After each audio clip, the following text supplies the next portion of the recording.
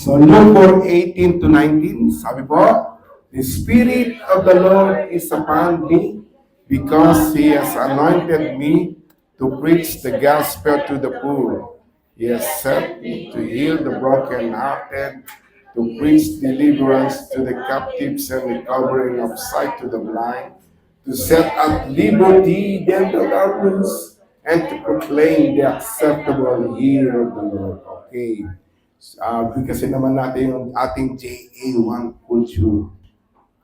I am a blessed seed. I am anointed. I am a deliverer. I am a good Good follower. follower. I don't destroy like this. I am a seasonal. I appreciate Everyone and everything. I am part If something being, I'm in partnership with Christ and I'm not extreme. Okay. Babati na kagad sa inyo ng happy birthday. Happy New Year. Happy New Year po. At ilang araw na lang, lalagpasan na naman natin yung 2025. Pupunta na tayo sa 2026. Tama po, di ba? Tama yung bilang ko, hindi ako nagkamali. 2026, lahat maaring magbabago na ulit. Kalimutan na yung mga bad memories, maging aral na lang sa atin yun. At tignan natin yung mas maganda, mas mabuti, mas maayos na ibibigay ng Lord sa 2026. Amen? Gusto niyo ba yun? Amen. Mas maganda ang gagawin ng Panginoon sa buhay natin. Kung kayo naghahanap buhay ngayon, nagninegosyo, nag-iisip na negosyo, that's time po. Pauun na rin po ng Lord yan. Magandang relasyon ibibigay ng Panginoon sa atin. Yung mga anak natin na matagal na natin hindi nakakapiling, pamangkin natin hindi natin nakakasama, o sino man, pagdating po, pag-expect miracle from the Lord na makapiling siya dito po sa buhay niyo at dito po sa church. Amen? Palapakan mo natin si Lord. Merong isang lalaki, ito may kwento lang, maaaring maganda pong aral kasi po ito nung narinig ko. Pumunta siya sa church, a-attend, upo, ilang minuto lang, aalis na. Siguro mga 5 minutes, makikinig, sandali, aalis na. Ngayon napasin to ng mga tao. Ba't yung taong yun, yung lalaki yun? Aalis na kagad. So inabangan na naman nila nung Sunday. Pagkabang nila, dumating na naman yung lalaki, uupo sa harapan, pagdating ng mga ilang minuto, 5 minutes, siguro mga 5 minutes, aalis na naman. Sabi niya, yung lalaki yun umaatin, upo lang, aalis na kagad. Sinabi nila kay Pastor, Pastor, tignan niyo po yung lalaki yun. Yung umaatin na yun sa atin. Hindi ko naman kilala, basta umaatin sa atin. Ilang linggo na, pag umaatin, 5 minuto lang, aalis na. Ay, hindi maganda yun. Di ba? Hindi maganda yun. Tama? Hindi maganda yun, sabi niya. Eh sige, yan niyo po, kakausapin ko. Kaya titignan ko muna kung talagang ganun lang ginagawa niya. So, nabangan niya ng linggo. So, doon siya. Upo nga.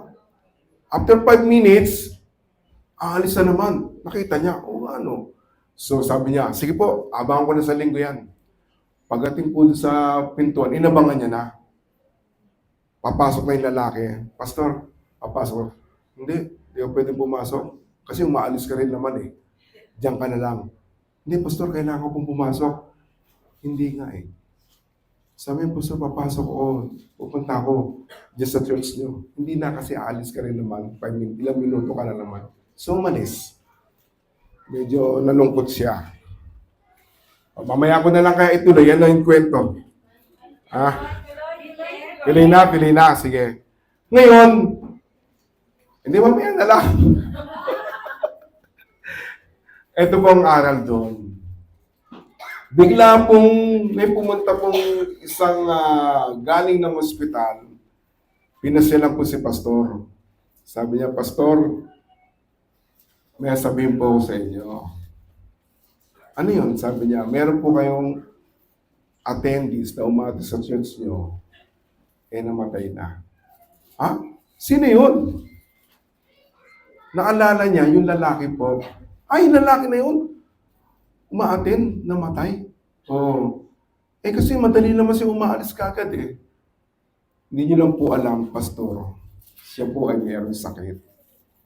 Hindi po siya pwedeng tumagal na umupo na matagal at mag-stay sa isang lugar. Kailangan niya po munang umalis dahil hindi po niya makayanan yung sakit na nararamdaman niya. At yun na po, nagpaalam na po siya, napatay na po siya. Ang laki ng pagsisisi ng pastor na yun.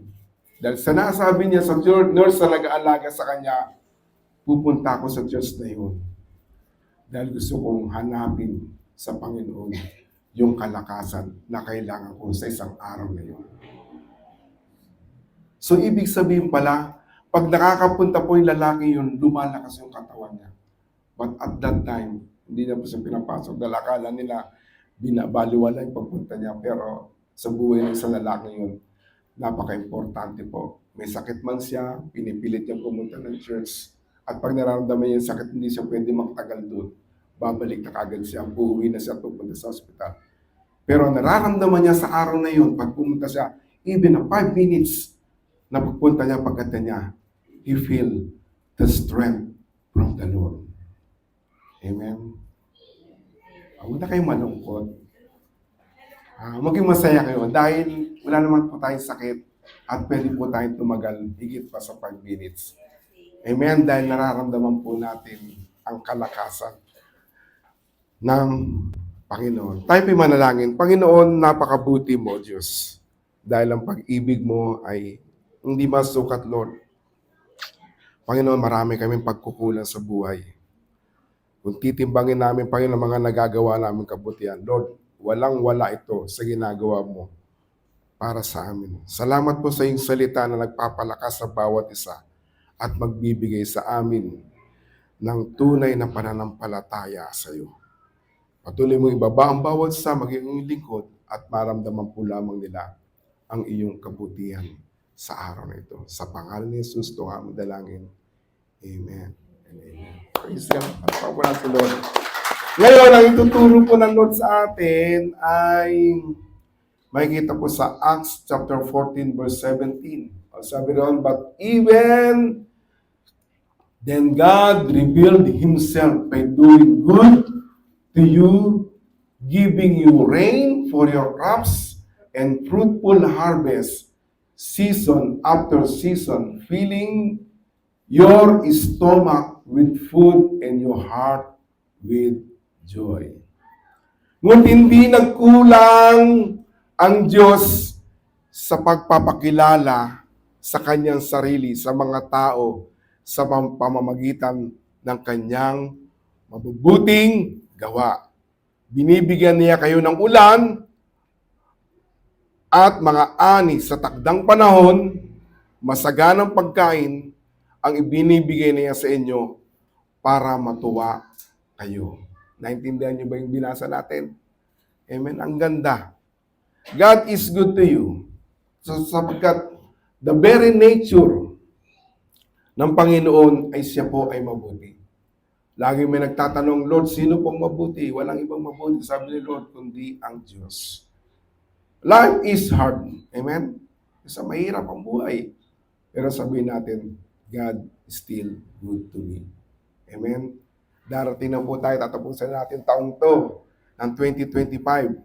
At alam po natin, patuloy pa rin magbibigay ang Diyos ng mga ulan sa atin. Ano yung ulan? Hindi ulan na babahayin ka para malunod ka. Hindi. Ulan ng pagpapala. Bago matapos ang taon, alam ko pinagpala tayo. Marami nag-testify. "Lord, salamat. Nakapiling yung anak ko. Salamat. Biniyayaan ako. Nanalo ko sa mga parapol." Kasi hindi pa po natapos ang ulan ng pagpapala sa inyo. Amen? At fruitful harvest. ay patuloy mananatili. Huwag po tayong matakot o magpanik sa mga bagay na yun.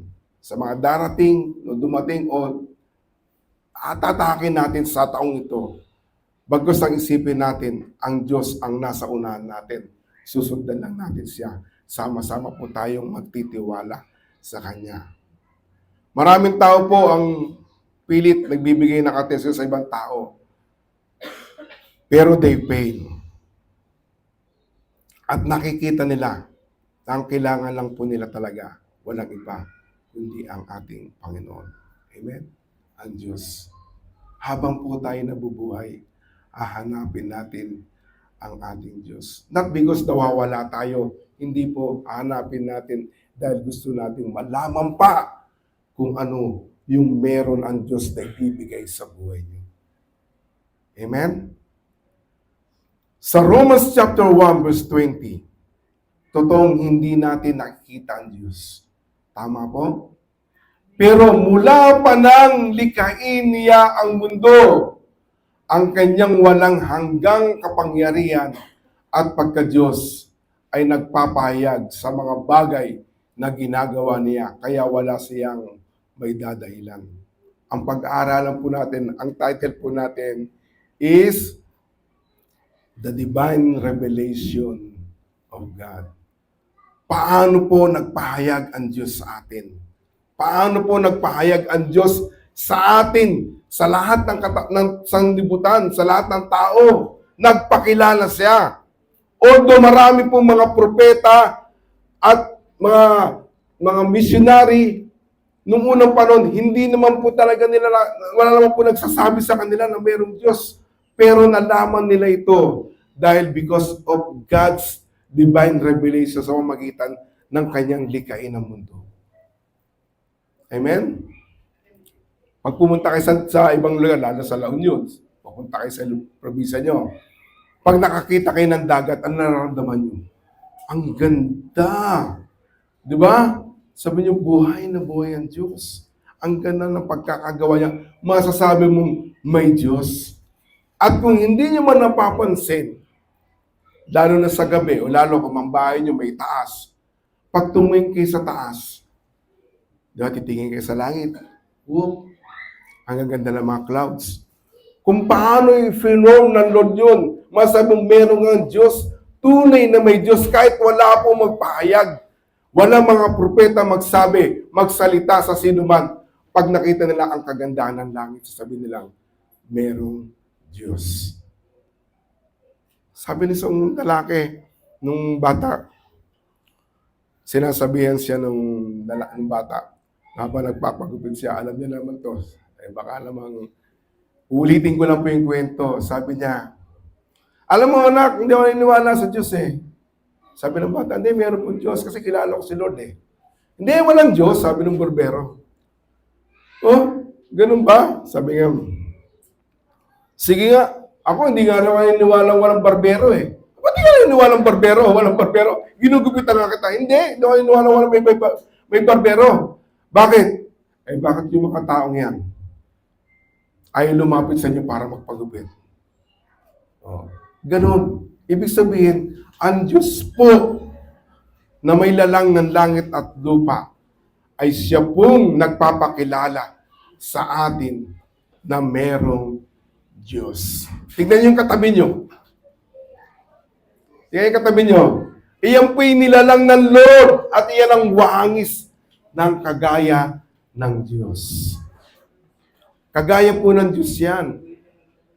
Yung wangis niya, ibig sabihin, lahat po ay ginagawa ng Panginoon upang ipakilala niya ang kanyang sariling pagka-Diyos. Ang sarili niyang pagka-Diyos. Amen. Palpakan po natin si Lord.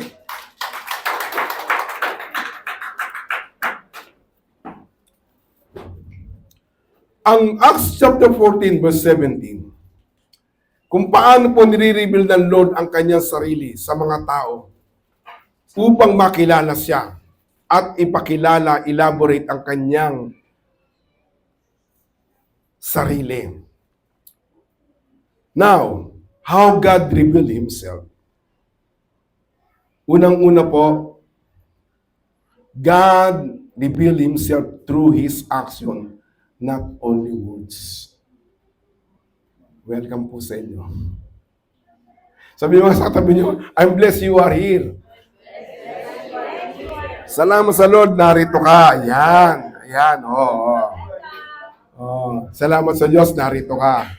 At ito na po ang pagkakataon natin na marinig ang salita ng Panginoon. Inihahayag ng Diyos ang kanyang sarili sa pamagitan ng kanyang mga aksyon, hindi lamang sa mga salita. Kasi mga ibang tao, sinasabi, ganito ko, ako yung magaling, ako yung masaya, pero walang-wala naman. Hindi pwedeng ipakita yung kanyang tunay na pagkatao. Pero ang Diyos po, sa pamagitan niya, ipinakita niya kung talagang meron pong Diyos. Katulad nga sinabi ko, wala mang magsalita sa atin nung unang panahon, wala naman nagkasabing meron Diyos. Pero yet, yung mga bagay na pinakikita ng kagandang loob ng Diyos, makikita natin ang Diyos talaga ay naroroon na. Romans chapter 20, binanggitan natin, totoong hindi natin nakikita ang Diyos.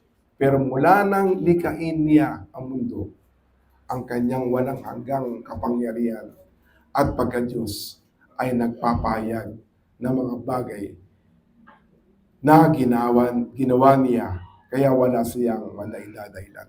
Kaya yung tao, yung sinasabi niyang tao na, isang tao na, wala naman talagang Diyos eh. Hindi naman natin makikita ang Diyos. Yes, hindi natin talaga makikita. Pero talaga pong may Diyos.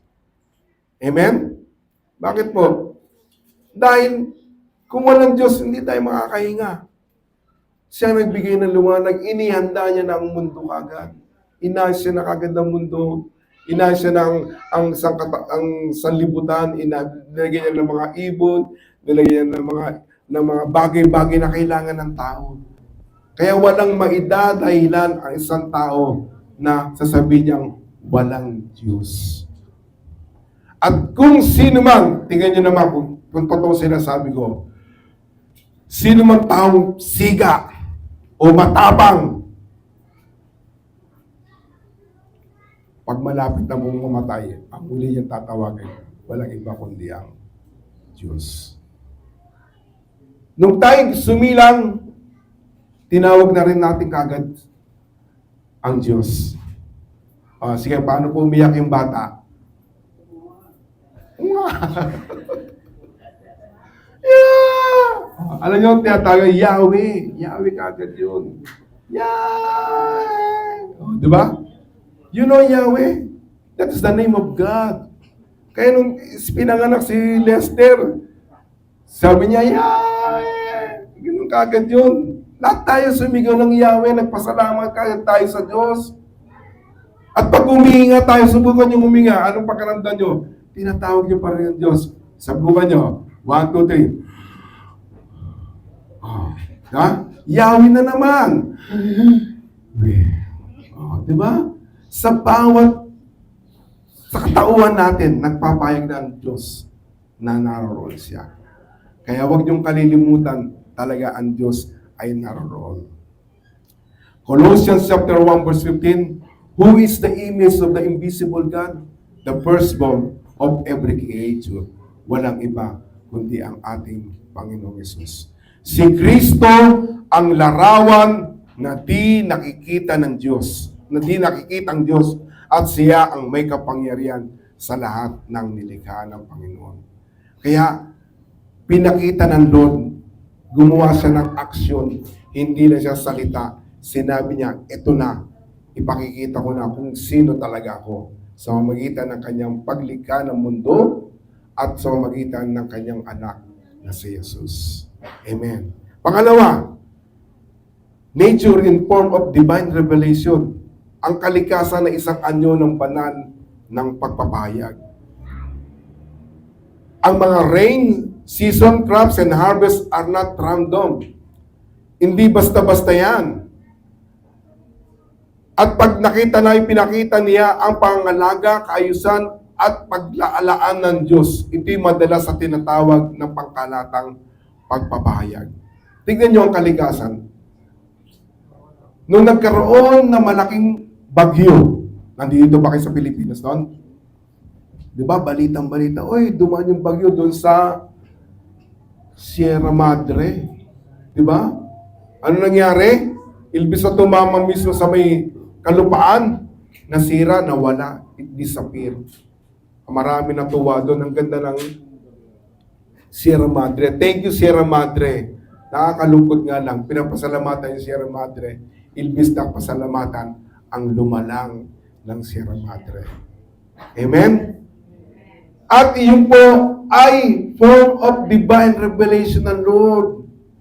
Hindi po natin masabi, Panginoon, pag nasa bingit kami ng bagyong ito, Lord, paano sino ang sasangga ng bagyong ito, yung malakas na hangin na yun, upang mahati at mawala. Kaya nga ginawa po yung bundok na yun. Amen? That is the nature, is a form of divine revelation ng pagpapakilala ng Diyos sa atin. At napakaganda po. Katulad, sinakakit na ng Baguio.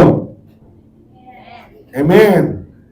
Kung kayo po umakyat ng Baguio, matutuwa kayo sa Lord. Bakit? Sige.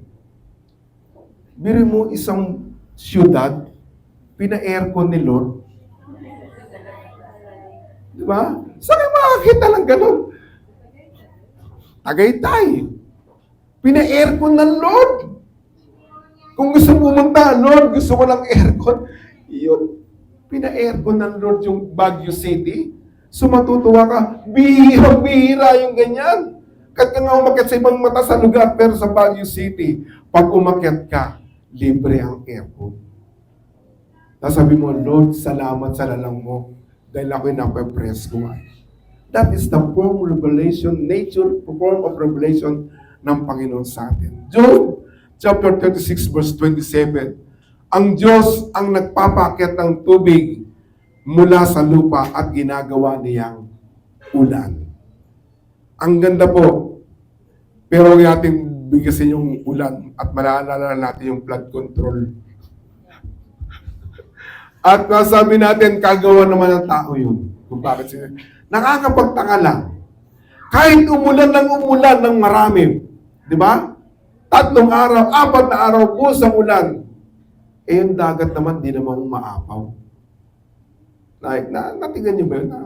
Kasi ayaw ng Lord ng bahain ng gusto ng mga tao. Binabaha lang po ang mga tao dahil po sa kawalang disiplina ng mga tao. Siyempre, kalsada, yung burna, tapunan mo na kung ano-ano, siyempre, magbabaha. Pag hindi tutuloy papunta sa mga ilog, sa ilog pupunta sa dagat.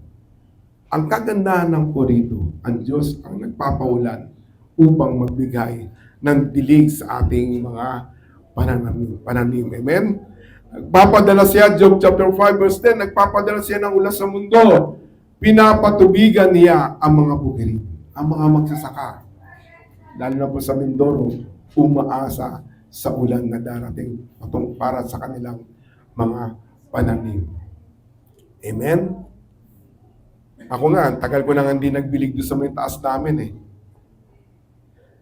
Pero nabubuhay yung halaman kasi minsan umuulan.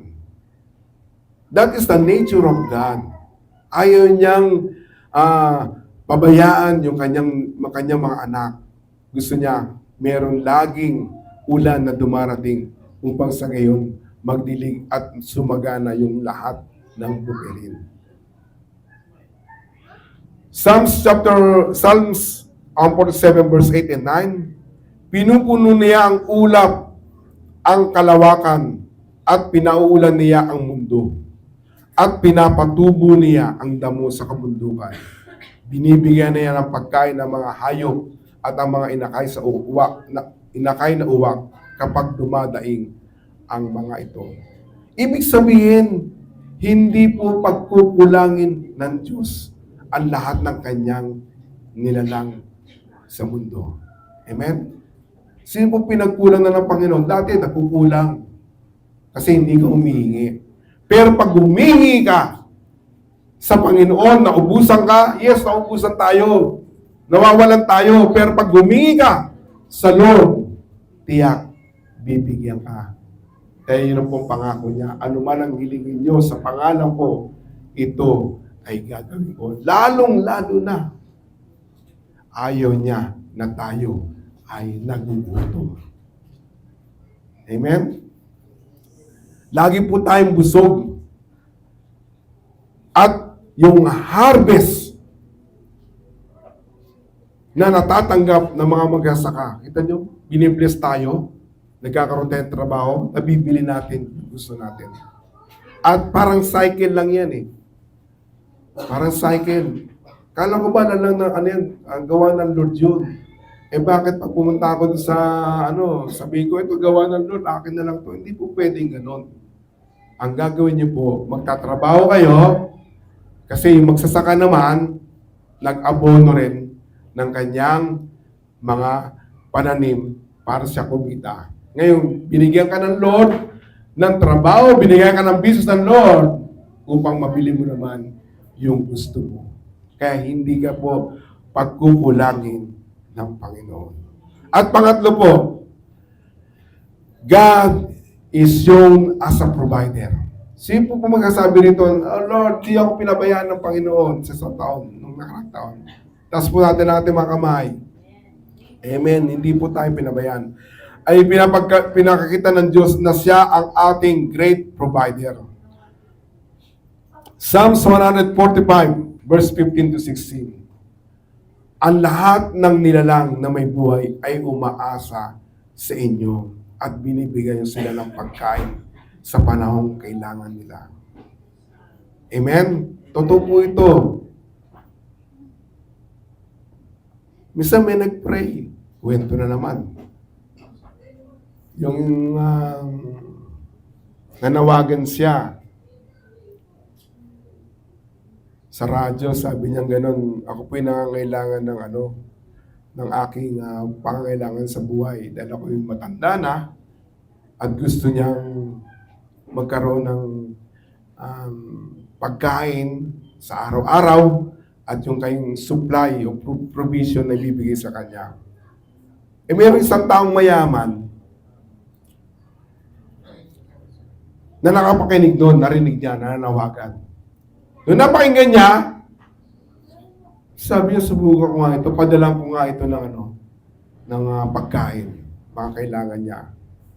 So madalit salita, pinuntahan niya, dinala niya ng pagkain yung kailangan ng matanda. Kasi wala na siyang inaasahan. So binigyan niya. Ay, salamat sa Lord. Thank you, Lord. Sabi niya, binigyan na ako ng Panginoon. Sabi mo, huwag mo kayo magpasalamat kay Lord. Ako po ang nagbigay niyan. Sabi nung mga mayaman. Ganun ba? Ay, thank you, Lord. Thank you, Lord. Sabi niya ganun. Kasi ginamit po kayo ng Panginoon upang ibigay ang lahat ng pangailangan po. Ang galing po. Ang tao, minsan nabigyan ng maliit, nagre-reklamo. Minsan bigyan ng malaki, medyo nawawala yung reklamo. Pero ang mahalaga po, sa lahat ng bagay na magkakaroon tayo, maliit man o malaki, tayo po ay magpasalamat sa Diyos. Amen? Siya ang pinagbumulan ng buhay at kabuhayan. Alam niyo mo, darating ang panahon, kayo po ay paul na rin ng Panginoon. Paul na rin ng Diyos. At gusto po sabihin sa inyo, na kayo po yayaman.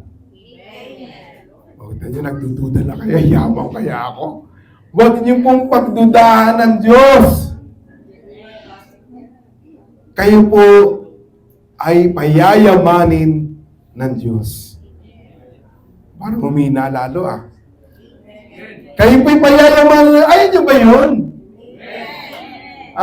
Lahat kayo makakasakay ng eroplano. Ano ibig sabihin? Makakapag-abroad kayo. Pwedeng iba punta roon dahil magtatrabaho. Pwede naman yung iba. Mamamasyal. Ipipetisyon kayo ng mga anak nyo. Ipipetisyon kayo ng mga kamag-anak nyo. Ay, punta ka naman dito. Pasyalan mo kami rito. Padadalang kita ng ticket because God is your provider. Amen? Don't be distracted. Huwag kayong ma-distract sa mundong ito. Huwag kayong madisturbo sa mundong ito. Narayan lang yan. Ibig sa ginugulo, hindi naman totoo yan. Hindi naman. Si Satanas lang yung nagkasabi noon. Kasi ayaw niya makita yung mga tao gumaganda ang buhay. Tandaan niyo po yan. Yung mga taong gumaganda ang buhay dahil sa kanilang kawalang hiyaan, I'm saying that word, o kalokohan, gustong-gusto naman ng diablo yun dahil alam niya na hindi siya maniniwala sa Diyos.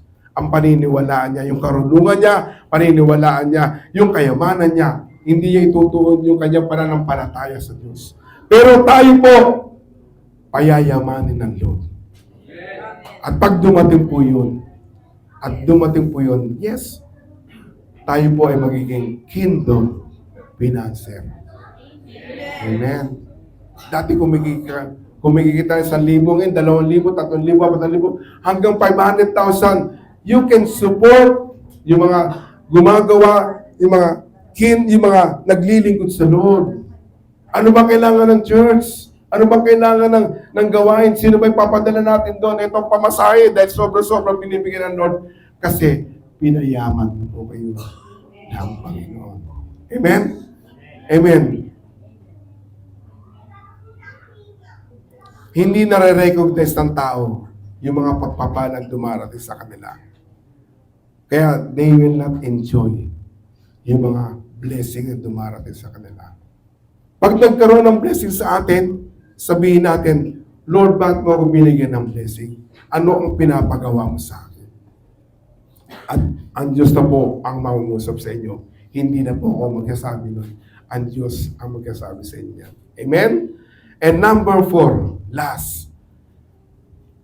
God cares about human joy, not only your survival. Ang Diyos ay nagmamalasakit sa kagalakan ng tao, hindi lamang sa kaligtasan. Masaya na tayo eh. Maganda ng buhay natin dahil alam natin ligtas tayo. Pero meron pa pong binibigay ang Lord sa atin. Yung joy, kaligayahan na binibigay ng Panginoon. Nagmamalasakit ng Diyos sa kagalakan nyo.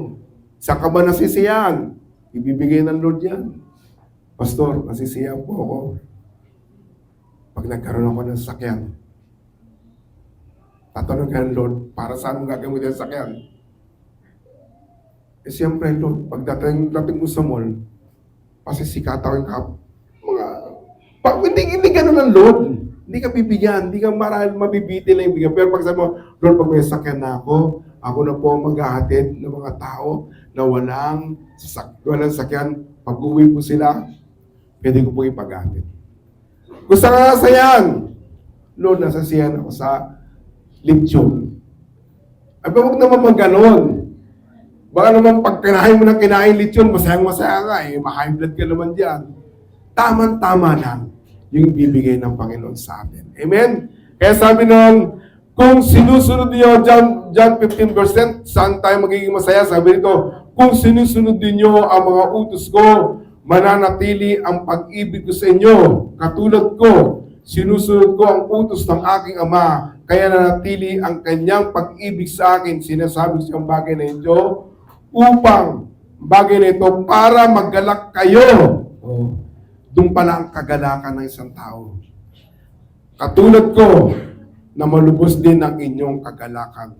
So yung pagsunod natin sa Diyos ay isa na pong kagalakan na ibinibigay ng Panginoon sa atin. 1 Thessalonians chapter 5 verse 16, rejoice evermore. Magpasalamat ka, matuwa ka, magalak ka. Ayun na yun. Magalak ka. Yes! Lord, thank you Lord, papasa ako. Laging positive. Wala na ngayon negative. Okay? Hindi na tayo magiging negative sa sarili natin. Panginoon, paano ba itong aking anak na ito? Ito ba'y uunlad? No! Huwag niyong pag-isipan yan. Kung gusto mong sumaya, isipin mo yung mabubuting bagay na mangyayari sa inyo. Amen? Faith yun eh. Kasi isipin mo, nako, Lord, sa buwan na naman, hindi pa tumatawag yung employer ko. Paano to niya? Huwag kayo. Ang isipin mo para maging masaya ka, ang puso mo yung panatag kinakailangan lagi mong isipin na ang Diyos ay may magandang gagawin sa buhay nyo. Amen? Amen? Praise Diyos. Ang Diyos ay nagmamalasakit sa kagalakan mo. Pinupuno ng Diyos ang puso natin ng kagalakan.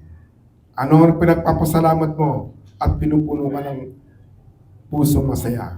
Unang-una, yung buhay nyo at yung kalakasan nyo. Ang kalusugan nyo. Natutuwa ako kay sister. Sabi niya yung anak niya, praise the Lord, hindi na yung hospital. Mahirap po pag ang pamilya natin nasa bingit ng, kunyari, may sakit, karamdaman. Paano ka magsasaya? Di ba? Hindi. Pero ngayon, dapat po kayo magsaya. Ang katawan niyo po ay malakas, malusog, at pinagaganda ng Panginoon. Amen? Amen! Amen! Praise God! Yan po ang dapat natin. Pangalawa niyo pagpapasaya, yung pamilya niyo po. Kumpleto po kayo. Although na mayroon na wala, pero masaya kayo dahil may natira pa na magmamahal sa inyo. Your biological family and your spiritual family. Katulad po dito, our spiritual family, ito pong JA1. Tayo po ay magpasalamat at binigyan po tayo ng pamilyang katulad nito. Araw-araw may kasiyahan. At nalaman niyo pa pangatlo, nalaman niyo na yung true purpose of your Christian life. Alam niyo na, hindi lang kayo na born again. Kinakailangan ipahayag mo rin yung purpose ng buhay ng sa Panginoon. Ano yun? To share the gospel to others. Ipakilala ang Diyos sa iba. Huwag natin sarilinin. At ang pang-apat, ito na po, yung universal blessing. Ano po yun? Yung favor, grace, and spiritual life. Sa lahat ng nilalang ng Panginoon. Yung abundance protection ng Panginoon sa atin. Pag sinabi po universal blessing, kahit hindi ka po Kristiyano, hindi ka nakakilala sa Lord, tatanggapin niyo po yun. Ano po yun? Yung hininga natin dito, yung ating sinisingot na hangin. Biyaya po ng Lord yan. Yung sikat ng araw, pag umaga pinapasikat niya, pag gabi pinalulubog niya para makatulog ka na mahimbing. Ayan po ang universal blessing ng Panginoon. Kahit hindi ka po nakakilala sa Panginoon, ipinibigay na po ng Panginoon sa inyo. Ano dapat natin pagpasalamat? Napakarami. At dapat nating malaman na ang Diyos, ang tunay na nagpahayag, ginawa niya ito upang ipakilala niya yung sarili niya sa inyo. Sapat na ito at hindi lang kulang. Lahat ng nilalang sa mundo, lahat ng darat sa 2026, lahat ng lumipas sa 2025, ito yung ginawa ng Lord upang makilala natin ng lubos ang ating Panginoon. Panginoon, Lord, Pastor, nasaktan ako noon. Nawala yung pamilya ko, nawalan ako ng mahal sa buhay. Pero may isip mo, ipaparamdam sa iyo na ang Diyos ay mas mahal ka ng Panginoon. Iniwan ka man ng magulang mo, iniwan ka man ng mga magulang, tatay, nanay mo, pero ang Diyos, hindi ka niya iiwanan. So, ano ibig sabihin nito? This revelation invites a response. The point that this blessing, lahat ng tinatanggap natin, upang ang tao ay palaging hanapin ang Panginoon. Recognize Him and turn towards Him, not worship false God. Ibig sabihin, huwag ka tayong tumalikod sa Lord. Amen? Huwag ka tayong umiwalay sa Panginoon. Ni katiting, huwag natin isipin, Lord, bakit hindi mo binigay ito? Ayaw ko na sa'yo. Ganun ba? Kung iisipin natin yung blessing, yung universal blessing, sabi mo, hindi ka niya pinabayaan. Isang maliit na parte lang ang buhay mo yan. Para pagkait mo ang Panginoon, sabi mo, Lord, ayaw ko na. No. Ayaw ko na kitang hanapin, Panginoon. Ayaw ko nang isik ka dahil hindi mo binigay ito. Isang dinideny lang ng Panginoon, but nadidelay na yung blessing ng Panginoon sa iyo. Dahil nais niya yung kanyang magandang plano sa buhay niyo. Amen?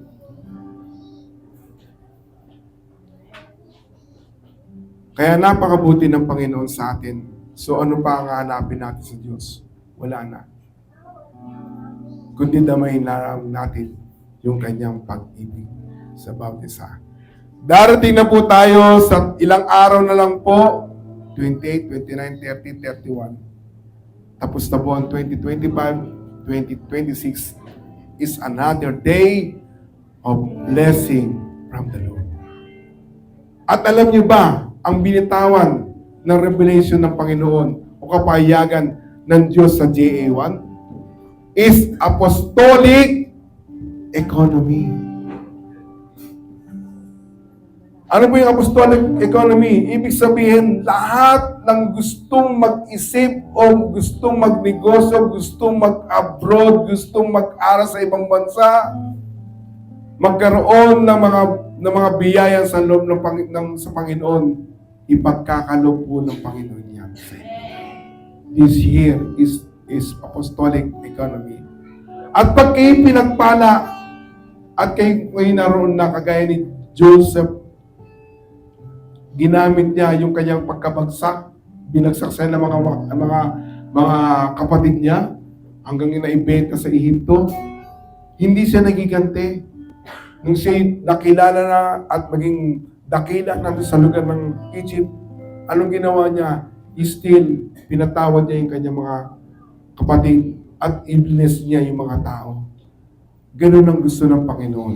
Pag kayo po'y pinagpala ng Diyos, tandaan niyo po, huwag niyo pong ubusin sa walang kabuluhan yung mga biyaya na ibinigay sa inyo ng Diyos. Kagaya nung prodigal son, Luke chapter 15, Lord, Ama, bigyan mo sa akin kayamanan ko. Hatiin mo na. Bigyan mo sa akin yung mamanahin ko. Sige, binigay sa bunso. Naubos. Dahil inubos siya sa walang kwentang buhay. Ginawa niyang mas masama. Kaya minsan yung mga tao natitili yung blessing. Kasi pag blinis na ng Lord, pag natanggap na, ibang-iba na pumapasok sa isipan. Nalilimutan na ang Diyos kung paano niya maluluwalatin yung blessing na ibinigay sa Kanya. Ngayon, gusto ng Panginoon na tayo po ay magkaroon ng katalinuhan paano hawakan yung blessing na ibinigay sa atin. Sinare ko na po kahapon yun. Yung, ano ba yun? 10, 20, 70. Alam nyo na yan? Ha? 10, 20, 70. Kasi alam ko magkakaroon kayo ng pera eh. Magkakaroon kayo ng maraming pera. Kaya tuturuan na tayo ng Panginoon. 10, 20, 70. 10% para sa Lord ibigay nyo.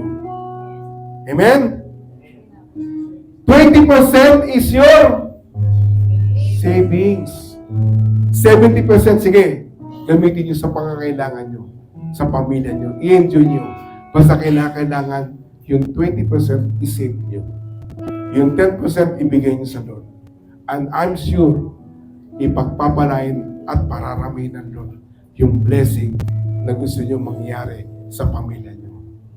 Amen? Sabihin niya sa mga asawa nyo, anak, Daddy, malab, mahal, ito palang gagawin natin. Paano yun? Estudyante pa lang ako. Kaya nyo pong i-budget yung buhay nyo. Para sa 2026, hindi na po kayo problema, kundi bagkus ma-enjoy nyo yung blessing na ibinigay sa inyo ng Panginoon. Come on, clap your hands to the Lord. Tayo po lahat ay tumayo. Praise God. We will sing to the Lord yung kabutihan ng Panginoon sa atin. Ngayon po ang araw ng pagpapasalamat sa Diyos. Pagpapasalamat, pagbibigay ng papuri sa Panginoon. Let us sing the goodness of God.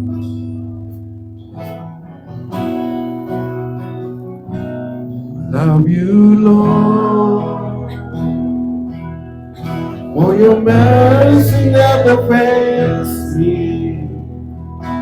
All my days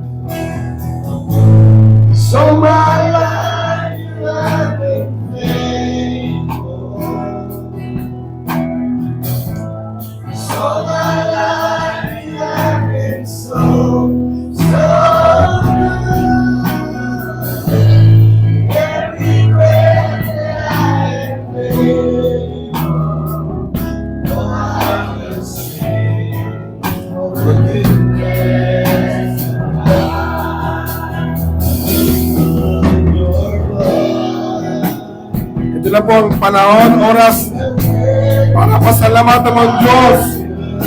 Isipin mo lahat ng ginawa ng Lord sa buhay mo. This 2025 para sa Panginoon. Sa iyong pamilya.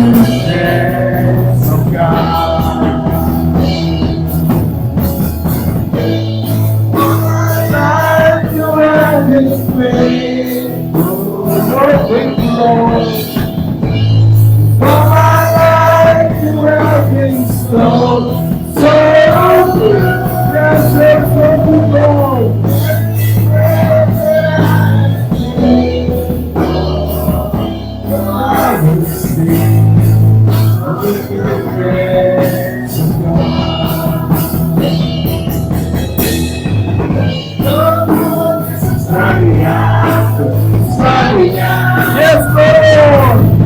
Kami aabuli ang iyong kabutihan. Mauna kami na yung kabutihan, Lord. I surrender now. I give you everything. Lord, this is coming out. Coming out to me. Lord, this is coming out. Coming out.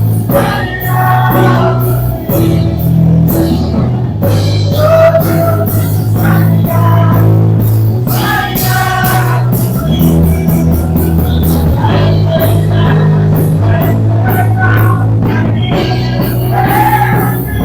Yes, Lord. Coming out.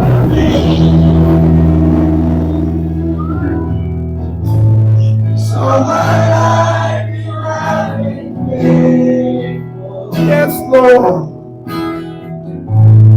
All my life you have been so good. In every breath that I am able, oh, I will sing of the goodness of God. One more time. So my life you have been faithful. You're faithful, Lord. All my life you have been so good. In every breath that I am able, and I will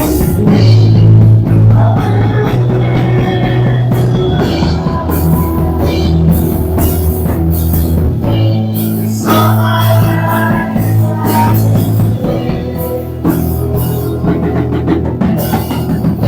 been so my life you have been so good.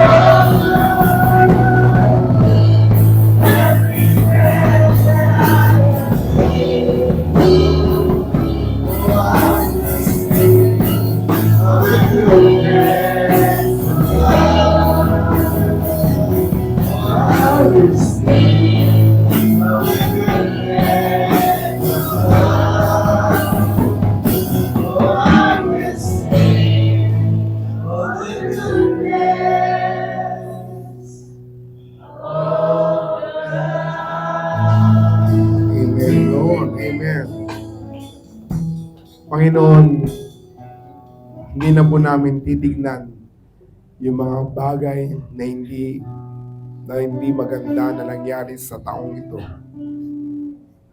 We look forward, Panginoon, sa mga bagong gagawin mo sa buhay namin. Kami po yung umaasa na ang bawat isa iyong lubos na pasisiyahin. Ang bawat pamilya, Panginoon, ay uunlad at ang proteksyon mo ay laging nasa amin.